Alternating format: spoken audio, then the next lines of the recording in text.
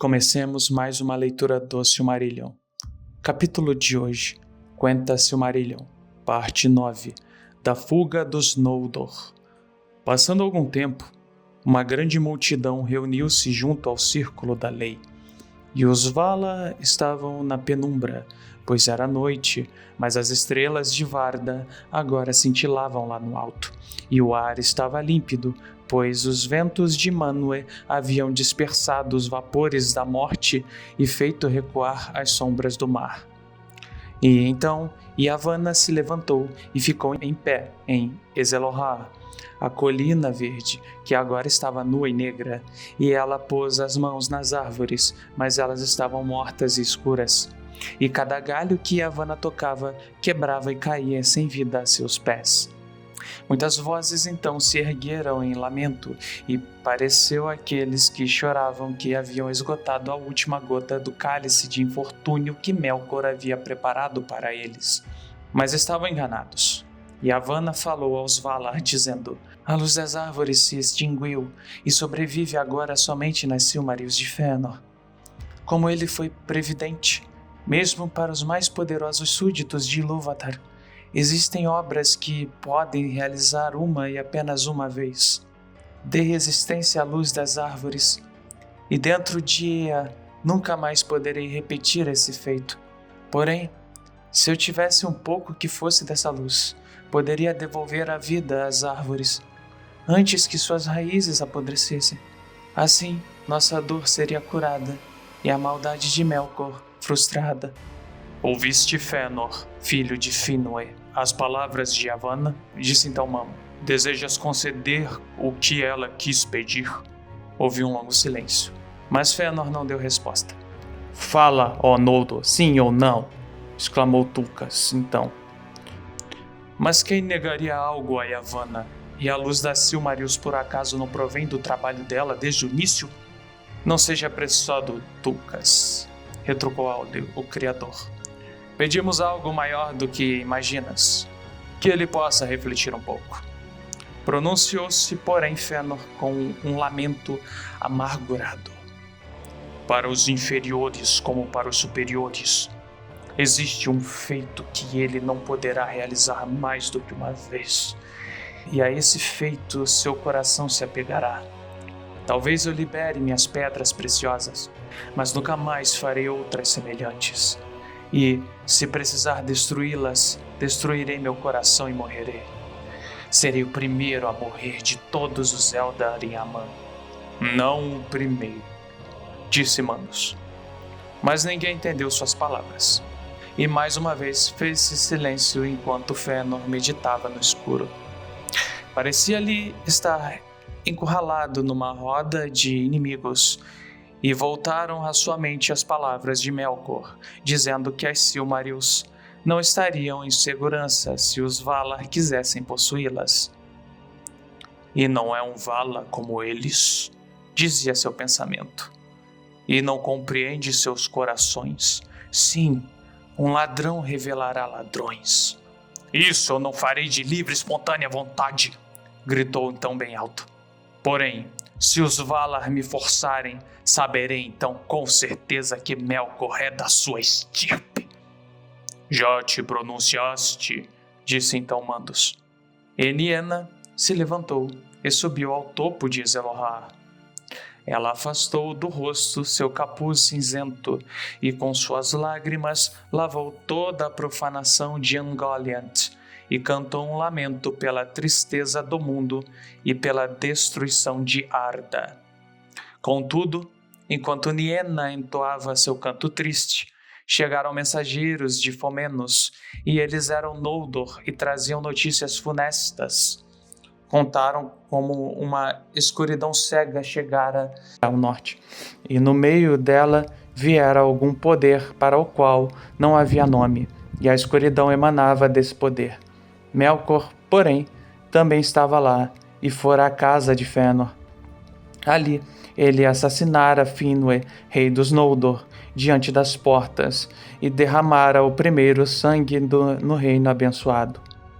Pois somente Finwë não havia fugido ao horror das trevas, e contaram que Melkor arrombara a fortaleza de Fômenos, tirando todas as pedras preciosas dos Noldor que lá estavam guardadas, e as Silmarils haviam desaparecido.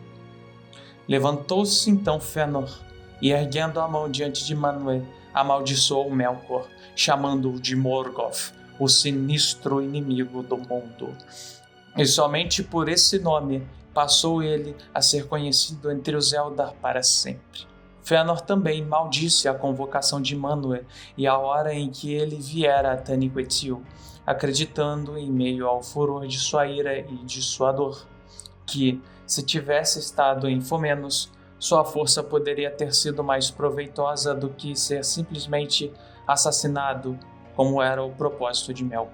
Saiu então Fëanor correndo do círculo da lei e fugiu pela noite adentro, pois seu pai lhe era mais caro do que a luz de Valinor ou do que as incomparáveis obras de suas mãos.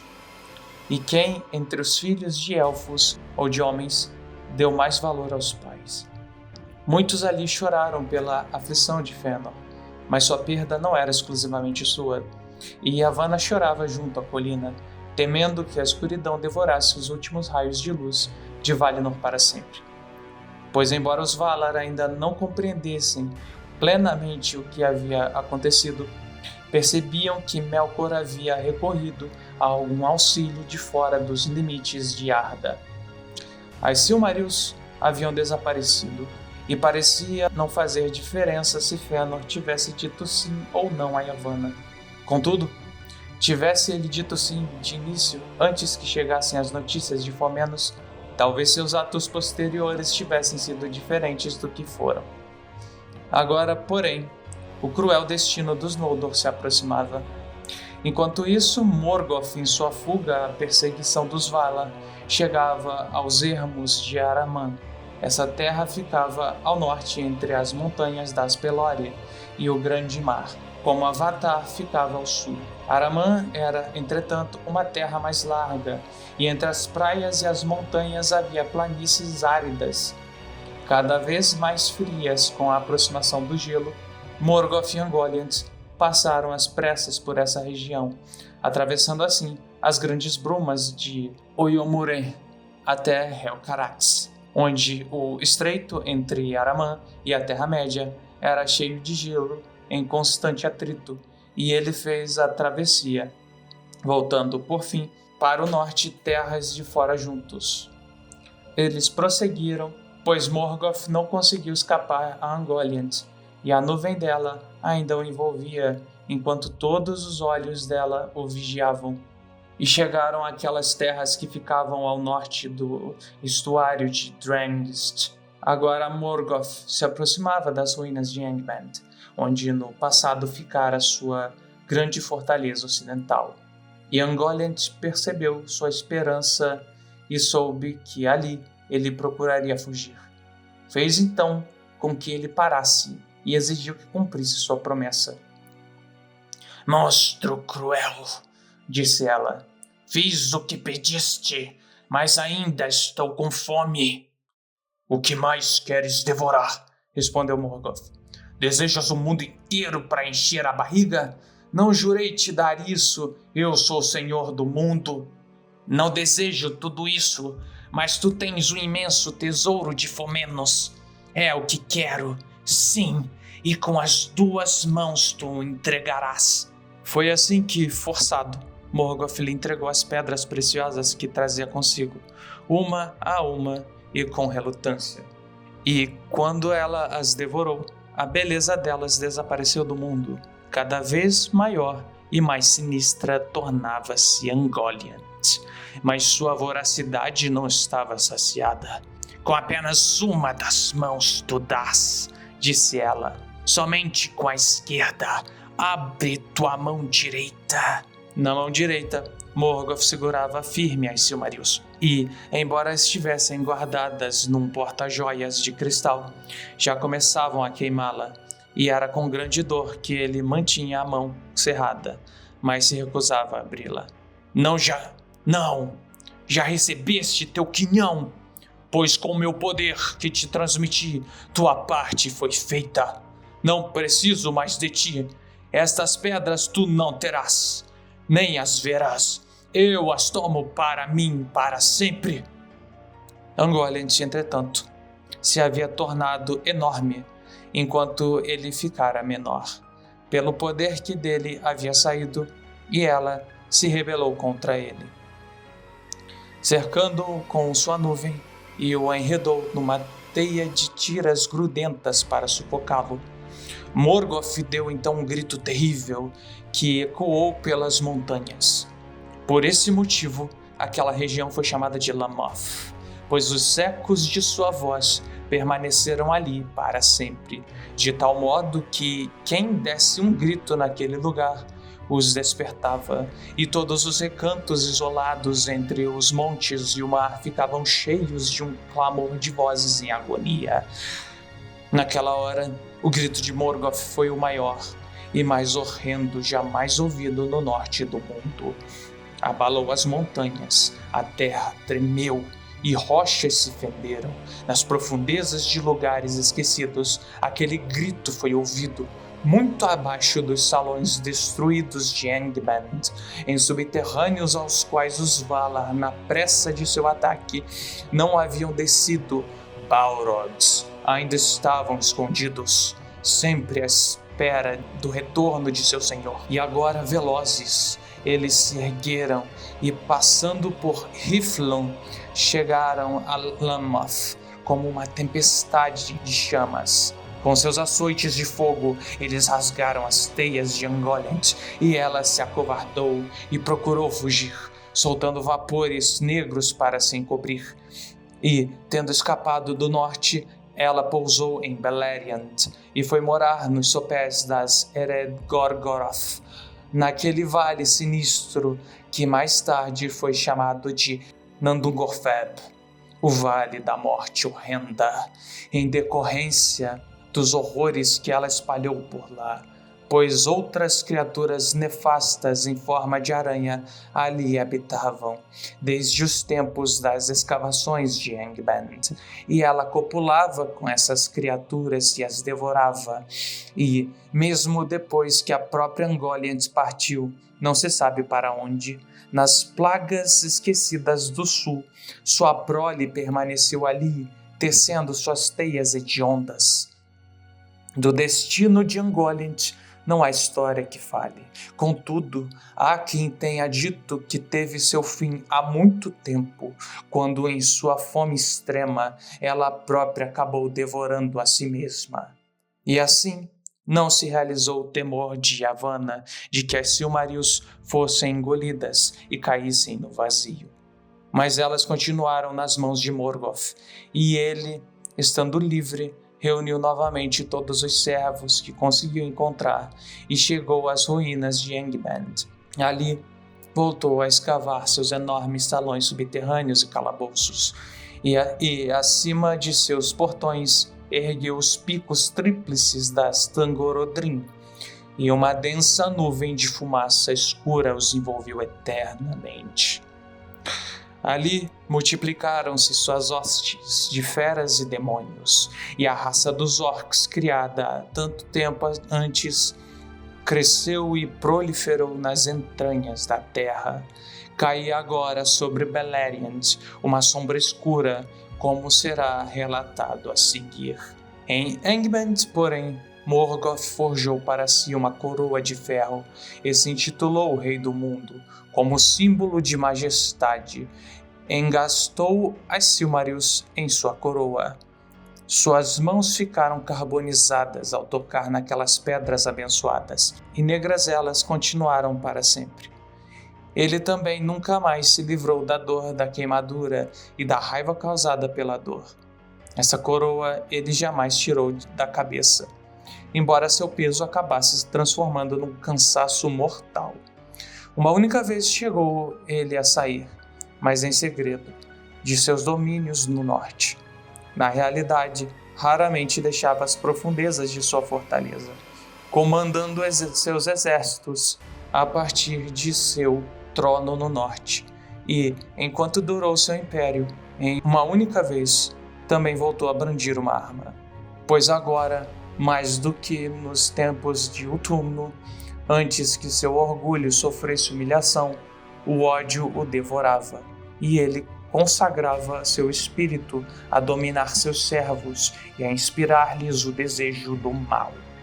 Mesmo assim, sua majestade como um Vala persistiu por muito tempo, embora transformada em terror, e diante de seu semblante, todos, a não ser os mais poderosos, sucumbiam num negro abismo de pavor.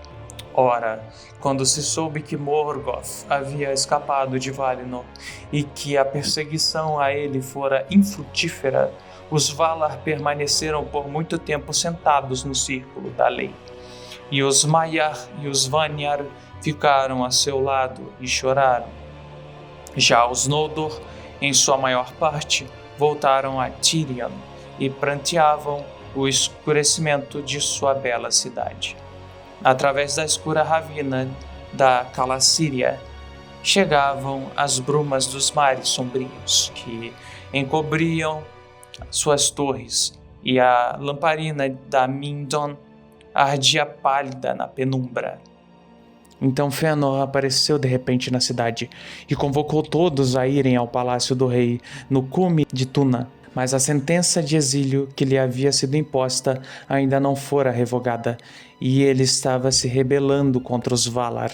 Uma enorme multidão reuniu-se rapidamente, portanto, para ouvir o que ele queria dizer, e a colina, assim como as escadas e ladeiras que subiam por suas encostas, foi iluminada pela luz dos muitos archotes que cada um trazia na mão. Fëanor era um mestre das palavras, e sua fala exercia enorme influência sobre os corações quando ele se decidia a usá-la. Naquela noite, ele fez um discurso perante os Noldor, do qual eles se lembrariam para sempre. Ferozes e cruéis foram suas palavras, e cheias de raiva e orgulho, e, ao ouvi-las, os Noldor foram levados à loucura. Sua ira e seu ódio eram dirigidos principalmente a Morgoth, e, entretanto, quase tudo o que dizia vinha das mentiras do próprio Morgoth. Fëanor estava, porém, transtornado de dor com o assassinato do pai e aflito com o roubo das Silmarils. Ele agora reivindicava o trono de rei de todos os Noldor, já que Finwë havia morrido, e ele desdenhava os decretos dos Valar. Ó povo dos Noldor, por que deveríamos continuar a servir aos invejosos Valar, que não conseguem proteger nem a nós, nem a seu próprio reino do inimigo? E, embora ele agora seja seu adversário, não é verdade que Morgoth e ele são da mesma linhagem? A vingança exige que eu parta, mas mesmo que não fosse assim, eu não moraria mais na mesma terra que a família do assassino do meu pai e ladrão de meu tesouro. Não sou, porém, o único valente neste povo destemido. E vocês todos não perderam seu rei? E o que mais vocês não perderam? Encurralados aqui numa terra estreita entre as montanhas e o mar. Aqui, outrora houve luz que os Valar não concediam à Terra-média, mas agora as trevas deixam todos em condições iguais. Vamos nos lamentar aqui, passivos para todo sempre, um povo fantasma que corre atrás de névoas derramando lágrimas vãs sobre os mares ingratos? Ou vamos voltar para a terra natal? Em Cuivennen, as lágrimas fluíam tranquilas à luz das estrelas límpidas e haviam terras extensas onde um povo livre podia caminhar.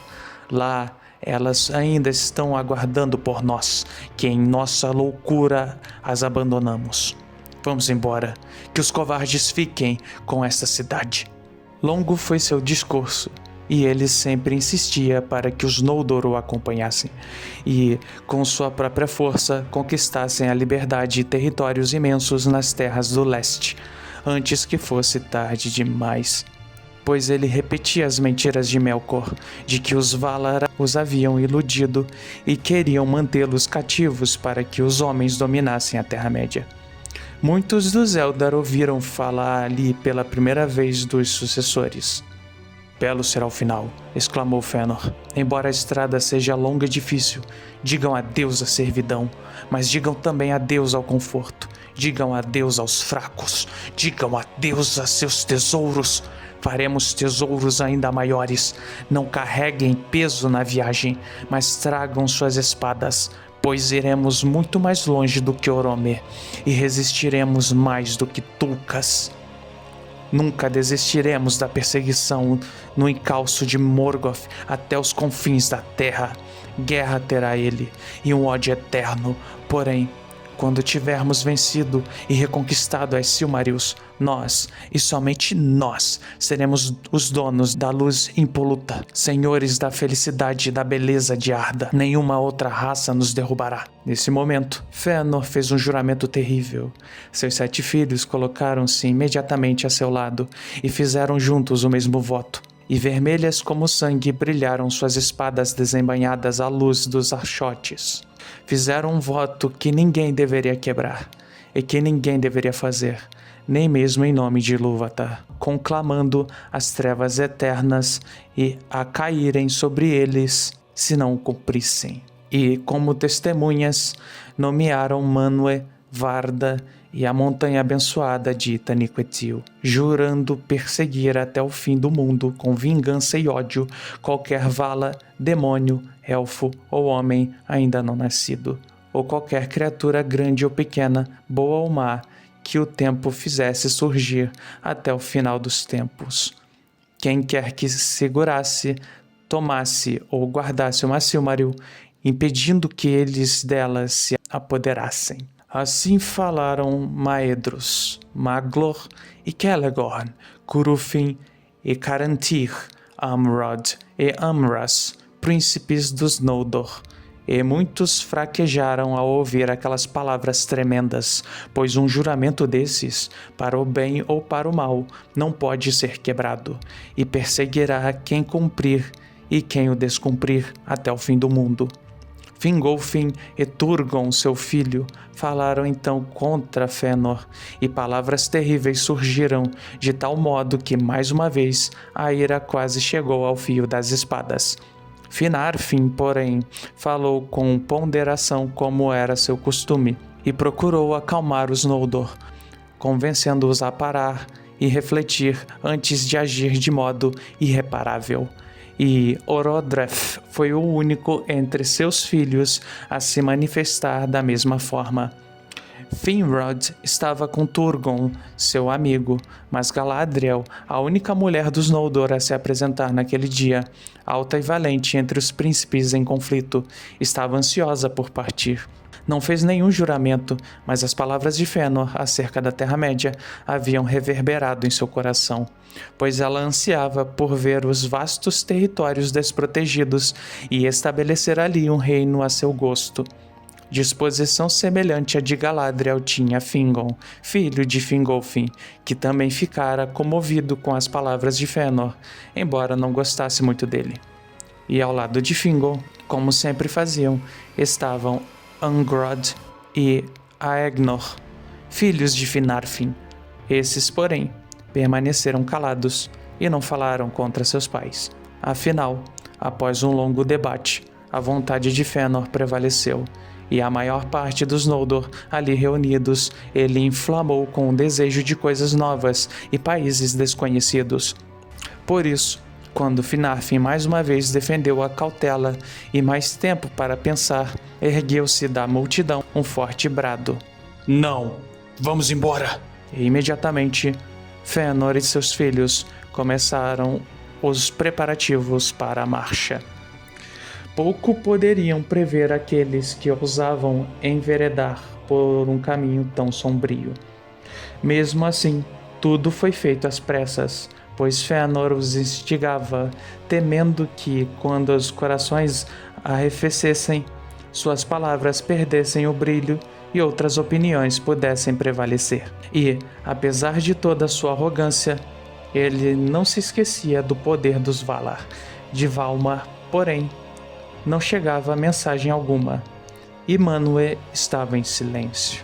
Ainda não queria proibir nem impedir a iniciativa de Fëanor, pois os Valar estavam magoados com a acusação de que teriam intenções malévolas para com os Eldar, ou de que algum deles estaria ali, cativo contra a própria vontade. Agora, eles só observavam e aguardavam, pois ainda não acreditavam que Fëanor pudesse fazer valer sua vontade sobre todos os Noldor.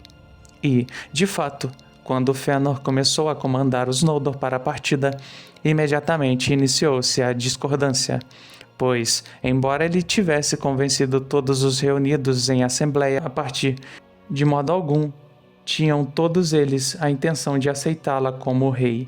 Um amor maior era dedicado a Fingolfin e seus filhos, e tanto a família deste quanto a maior parte dos habitantes de Tirion se recusavam a renunciar a ele, se ele quisesse vir junto. E assim, no final, como duas hostes separadas, os Noldor partiram para sua amarga jornada. Fëanor e seus seguidores tomaram a dianteira, mas a multidão mais numerosa vinha atrás, sob o comando de Fingolfin, e este marchava contrariando seu discernimento, porque Fingon, seu filho, insistia com ele para que o fizesse, e por não querer se isolar de seu próprio povo, que estava decidido a partir, nem querer abandoná-la às decisões apressadas de Fëanor. Tampouco se esquecera de suas palavras diante do trono de Manwë. Com Fingolfin ia também, e por motivos semelhantes, Finarfin, mas ele muito relutara em partir. E de todos os Noldor em Valinor, que agora formavam uma grande população, apenas uma pequena fração se recusou a pôr o pé na estrada. Alguns pelo amor que sentiam pelos Valar, principalmente por Aule, alguns pelo amor por Tirion e pelas muitas coisas que haviam feito, nenhum por medo dos perigos que os aguardavam. Mas no momento exato em que soava a trombeta e Fëanor saía pelos portões de Tirion, chegou afinal um mensageiro de Manwë dizendo: somente contra a insensatez de Fëanor declaro minha decisão.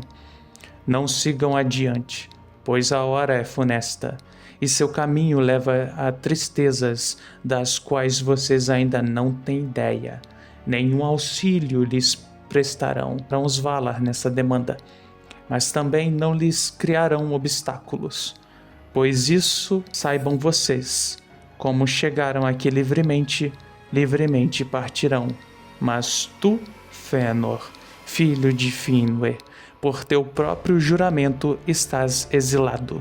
As mentiras de Melkor irás desaprendê-las amargamente. Vala ele é, dizes, pois juraste em vão, porque nenhum Vala podes derrotar, nem agora, nem nunca dentro dos limites de Ea, nem se Eru, em nome de quem juraste, te houvesse criado 3 vezes mais poderoso do que és. Fëanor riu, porém, e não se dirigiu ao arauto, mas aos Noldor. Pois bem, será que esse povo valente vai enviar o herdeiro de seu rei sozinho para o exílio apenas com seus filhos e voltar para o cativeiro? Mas se alguém quiser vir comigo, eu lhes pergunto se está previsto o sofrimento. No entanto, em Amã, nós já o conhecemos. Em Amã, chegamos ao sofrimento através da felicidade. Agora vamos tentar o oposto.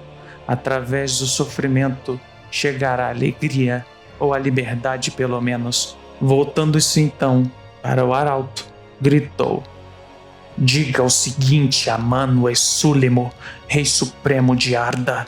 Se Fëanor não pode derrotar Morgoth, ele pelo menos não deixa o ataque para depois, nem fica sentado ocioso a chorar. E talvez Eru tenha posto em mim um fogo maior do que conheces. No mínimo vou infligir tal sofrimento ao inimigo dos Valar, de tal modo que mesmo os poderosos no círculo da lei ficarão espantados em saber. Sim, no final eles me seguirão. Adeus. Nessa hora, a voz de Fëanor tornou-se tão forte e potente que até mesmo o arauto dos Valar lhe fez uma reverência, como alguém que houvesse recebido uma resposta completa, e foi embora. E os Noldor se sujeitaram.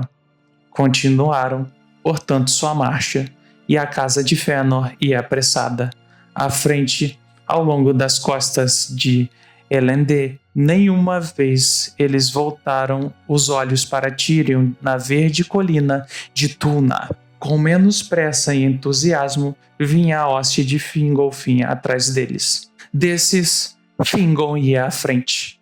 Já na retaguarda ia Finarfin e Freyinrod, além de muitos dos mais nobres e sábios entre os Noldor.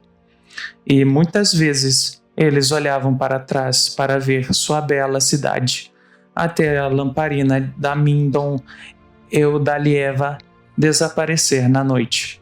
Mais do que qualquer outro dos exilados, eles levavam lembranças da felicidade a qual haviam renunciado, e mesmo algumas coisas que lá haviam feito eles traziam consigo, um alívio e um fardo na estrada. Ora, Fëanor conduziu os Noldor para o norte, porque seu primeiro objetivo era seguir Morgoth. Além disso, Túna, aos pés da Taniquetil, ficava próxima do cinturão de Arda, e ali o grande mar tinha extensão incomensurável, ao passo que para o norte os mares divisores ficavam mais estreitos, à medida que se aproximavam os ermos de Araman e as costas da Terra-média. Mas, quando a mente de Fëanor se acalmou e refletiu, ele percebeu tarde demais que aquela enorme multidão jamais conseguiria transpor as longas léguas até o norte, nem cruzar os mares no final, a não ser com a ajuda de barcos. Seria, porém, necessário muito tempo e trabalho para construir uma frota tão grande, mesmo que houvesse entre os Noldor alguém capacitado para essa tarefa. Resolveu então convencer os Teleri, sempre amigos dos Noldor, a se juntarem a eles. E, em sua rebeldia, acreditava desse modo poder diminuir ainda mais a felicidade de Valinor e aumentar seu poder para enfrentar Morgoth.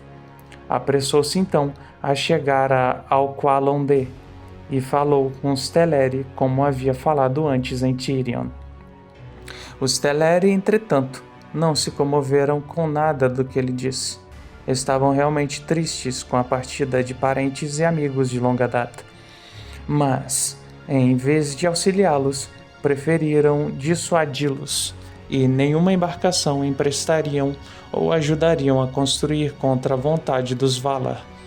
Quanto a si próprios, não desejavam outro lar a não ser as praias de Eldamar, e nenhum outro senhor além de Owe, príncipe de Alqualondë, e ele nunca dera ouvidos a Morgoth, nem o acolhera em sua terra, e ainda tinha confiança de que Ulmo e os outros poderosos entre os Valar os protegeriam, compensariam os danos de Morgoth, e que a noite ainda passaria a ser uma nova aurora. Então a ira tomou conta de Fëanor, pois ele ainda temia um atraso. E foram veementes suas palavras a Owe. Vocês renegam a amizade justamente na hora de nossa necessidade, disse. Mas ficaram bem felizes de receber nossa ajuda quando chegaram por último a essas praias, preguiçosos covardes e praticamente de mãos vazias. Ainda estariam morando em cabanas na praia se os Noldor não tivessem esculpido seu porto e trabalhado em suas muralhas. Não renegamos nenhuma amizade, respondeu, porém, Owe. Mas a um amigo pode caber o papel de censurar a loucura do companheiro. E, quando os Noldor nos acolheram e auxiliaram, eram diferentes suas palavras. Na terra de Aman viveríamos para sempre, como irmãos cujas casas ficam lado a lado. Quanto às nossas alvas embarcações, essas vocês não nos deram. Não aprendemos esse ofício com os Noldor, mas com os senhores do mar, e as madeiras claras trabalhamos com nossas próprias mãos, e as velas brancas foram tecidas por nossas esposas e filhas. Por isso, não nos dispomos a dá-las nem vendê-las por nenhuma aliança ou amizade. Pois eu lhe digo, Fëanor, filho de Finwë, elas são para nós como são as pedras preciosas dos Noldor, as obras que mais prezamos, iguais às quais não voltaremos a fazer outras. Com isso, Fëanor o deixou e foi sentar, remoendo maus pensamentos do lado de fora das muralhas de Alqualondë, até sua hoste se reunir. Quando considerou que sua força era suficiente, foi até o Porto dos Cisnes e começaram a manobrar os barcos que ali estavam ancorados, levando-os à força. Os Teleri, entretanto, ofereceram resistência e lançaram muitos nos Noldor ao mar. Então, espadas foram desembainhadas e travou-se uma terrível batalha nos barcos, em volta dos moles e dos quebra-mares do porto. Iluminados por lamparinas e mesmo sobre o grande arco de entrada, 3 vezes o povo de Fëanor foi rechaçado e muitos morreram de ambos os lados. Contudo, a vanguarda dos Noldor foi socorrida por Fingon com os primeiros da hoste de Fingolfin, que, ao se aproximarem, encontraram uma batalha em curso e sua própria gente caindo. E eles correram para ajudar antes de saber ao certo a causa da contenda. Alguns chegaram a acreditar que os Teleri haviam tentado uma cilada contra a marcha dos Noldor a pedido dos Valar. Assim, finalmente os Teleri foram derrotados, e grande parte de seus marinheiros que moravam em Alqualondë foi brutalmente assassinada, pois os Noldor estavam se tornando cruéis e desesperados, e os Teleri tinham menos força e estavam armados, em sua maioria apenas com arcos finos. Os Noldor então puxaram os barcos brancos e manejaram seus remos da melhor forma possível, levando-os para o norte, ao longo da costa. Iorwë recorreu a Ossë, mas este não veio, pois os Valar não permitiram que a fuga dos Noldor fosse interrompida pela força. Uinen, porém, chorou pelos marinheiros dos Teleri, e o mar cresceu em fúria contra os assassinos, de modo que muitas embarcações naufragaram, e aqueles que nelas estavam morreram afogados. Sobre o fratricídio de Alqualondë, mas é dito no lamento conhecido como Noldolantë, a queda dos Noldor, que Maglor compôs antes de se perder. Mesmo assim, a maior parte dos Noldor escapou, e quando a tempestade passou, eles mantiveram seu curso, alguns por mar, outros por terra, mas o caminho era longo e mais difícil à medida que avançavam. Depois de muito marcharem na noite sem limites, chegaram afinal ao extremo norte do Reino Protegido, junto às fronteiras dos ermos vazios de Aramân, que eram frios e montanhosos. Ali, viram de repente uma figura escura parada no alto de um rochedo que dava para a praia. Alguns dizem que era o próprio Mandus, e nenhum mensageiro menos importante de Manwë, e ouviram uma voz alta, solene e terrível, que lhes ordenou que parassem e escutassem. Todos então pararam e ficaram imóveis. E de uma ponta a outra das hostes dos Noldor ouviu-se a voz que proferiu a maldição e profecia que é chamada de Profecia do Norte, e a condenação dos Noldor. Muito ela pressagiou em palavras sombrias que os Noldor somente foram entender quando as desgraças de fato se abateram sobre eles. Mas todos ouviram a maldição lançada sobre aqueles que não quisessem ficar nem procurar a lei e o perdão dos Valar. Vocês verterão lágrimas sem conta, e os Valar cercarão Valinor para impedi-los de entrar. Ficarão de tal modo isolados que nem mesmo o eco de suas lamentações atravessará as montanhas. Sobre a casa de Fëanor, a ira dos Valar se abate, desde o oeste até o extremo leste, e sobre todos aqueles que se dispuserem a acompanhá-los. O juramento que fizeram os motivará, e ao mesmo tempo os trairá, arrancando de suas mãos os próprios tesouros que juraram procurar. Um final funesto terão todas as coisas que eles iniciarem com êxito, e isso se dará pela traição de irmão por irmão, e medo da traição. Para sempre serão eles os espoliados. Vocês derramaram sangue de seus irmãos injustamente e macularam a terra de Amã, pelo sangue irão entregar sangue, e fora de Amã permanecerão nas sombras da morte. Pois, embora Eru tenha determinado que vocês não morressem em Ea e que nenhuma enfermidade os atacasse, mesmo assim vocês podem ser assassinados e serão por armas, tormentos e pela tristeza, e seus espíritos sem pouso virão, então para Mandos. Ali ficarão por muito tempo a ansiar por seus corpos, e encontrarão pouquíssima compaixão, mesmo que aqueles que vocês assassinaram venham a implorar por vocês. E aqueles que resistirem na Terra-média e não vierem para Mandos ficarão cansados do mundo como de um peso enorme e definharão, tornando-se como que espectros de remorso diante da raça mais jovem que virá, falaram os Valar. E então muitos se intimidaram, mas Fëanor endureceu seu coração. Fizemos nosso juramento, não foi com leviandade.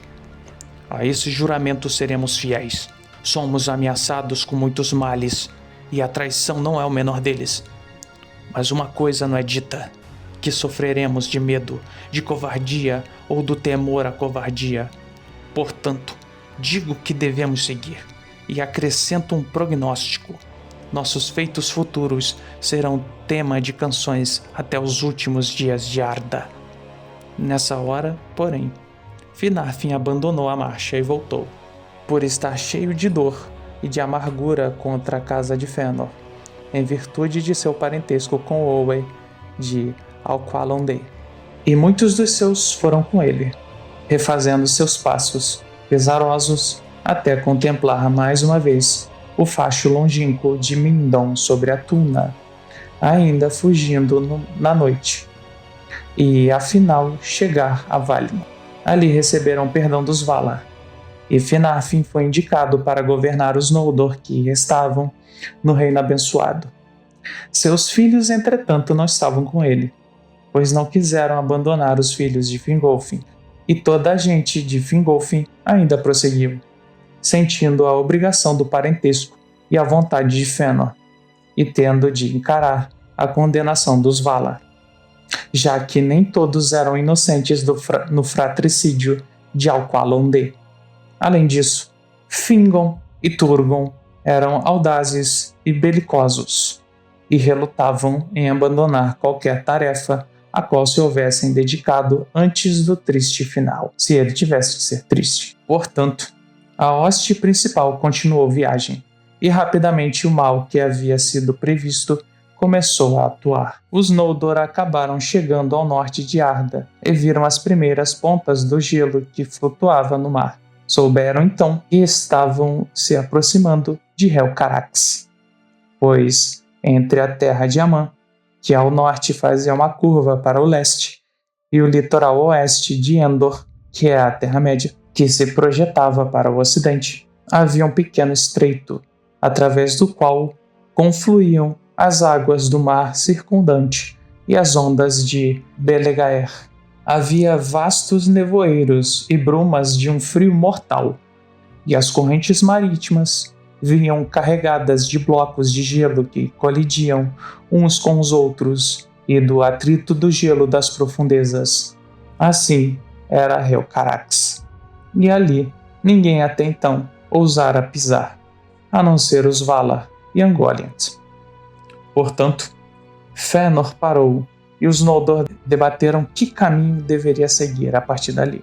Começaram, porém, a sofrer com o frio e o nevoeiro insistente, que o brilho de nenhuma estrela poderia penetrar, e muitos se arrependeram da viagem e começaram a reclamar, especialmente os que acompanhavam Fingolfin, amaldiçoando Fëanor e dizendo que ele era a causa de todas as desgraças dos Eldar. Fëanor, porém, sabendo de tudo o que era dito, aconselhou-se com seus filhos, e eles viam apenas 2 meios de escapar de Aramã e entrar em Endor, pelos estreitos ou em barcos. Contudo, consideravam Helcarax intransponível, enquanto a quantidade de barcos era insuficiente. Muitos haviam sido perdidos na longa viagem, e os restantes eram poucos para transportar de uma vez toda aquela multidão. No entanto, ninguém estava disposto a permanecer na costa ocidental, enquanto outros eram transportados primeiro. Já havia despertado entre os Noldor o medo da traição. Por isso, ocorreu a Fëanor e seus filhos a ideia de tomar todos os barcos e partir de repente, pois eles haviam mantido o comando da frota desde a Batalha do Porto, e ela era tripulada apenas por aqueles que lá haviam lutado e tinham vínculos com Fëanor. E, como se fosse a pedido seu, começou a soprar um vento vindo do noroeste, e Fëanor escapou em segredo com todos os que ele considerava fiéis. Embarcou e pôs-se ao mar e deixou Fingolfin em Aramã. E como o mar ali fosse estreito, navegando para o leste e um pouco para o sul, ele fez a travessia sem perdas, sendo o primeiro de todos os Noldor a voltar a pisar nas praias da Terra-média. E o desembarque de Fëanor foi na foz do estuário chamado Drengist, que levava ao interior de Dor-lómin. Quando estavam em terra firme, porém, Maedhros, seu primogênito, e no passado amigo de Fingon, antes que as mentiras de Morgoth os separassem, dirigiu-se a Fëanor. Agora, quais barcos e remadores liberarás para a volta? E quem eles trarão em primeiro lugar? Fingon valente? Riu então Fëanor como um ensandecido e gritou: nenhum barco, nenhum remador. O que deixei para trás não dou como perda. Revelou-se bagagem desnecessária no caminho. Que aqueles que amaldiçoaram meu nome continuem a me amaldiçoar, e voltem os gemidos para as jaulas dos Valar. Queimem os barcos. E então Maedhros ficou de lado sozinho, mas Fëanor fez com que ateassem fogo aos alvos barcos dos Teleri. Portanto, naquele local chamado de Losgar, na saída do estuário de Drengst, acabaram-se as mais belas embarcações que jamais navegaram, num enorme incêndio, brilhante e terrível. E Fingolfin e seu povo viram a luz ao longe, vermelha sob as nuvens, e souberam que haviam sido traídos. Esses foram os primeiros frutos do fratricídio e da condenação dos Noldor. Então, Fingolfin, ao ver que Fëanor o havia deixado para perecer em Aramã ou retornar humilhado a Valinor, encheu-se de rancor. Desejava agora mais do que nunca chegar de algum modo à Terra-média para reencontrar Fëanor. Assim, ele e sua gente muito caminharam em condições deploráveis, mas seu valor e sua capacidade de resistência cresciam com as dificuldades, pois era um povo poderoso, os filhos mais velhos e imortais de Eru e Ilúvatar. Porém, recém-chegados no reino abençoado e ainda não desgastados com o cansaço da terra, o ânimo de seus corações tinha energia e, liderados por Fingolfin e seus filhos, e por Finrod e Galadriel, eles ousaram penetrar nas regiões mais hostis do norte e, não encontrando nenhum outro caminho, enfrentaram afinal o horror de Helcarax e os cruéis blocos de gelo. Poucos dos feitos dos Noldor daí em diante suplantaram essa travessia desesperada em termos de dificuldade ou desgraças. Ali perderam Elenwe, a mulher de Turgon, e muitos outros também pereceram. E foi com uma hoste reduzida que Fingolfin afinal pôs os pés nas terras de fora. Pouco amor por Fëanor ou por seus filhos tinham aqueles que marcharam sob o seu comando e que soaram suas trombetas na Terra-média ao primeiro nascer da lua.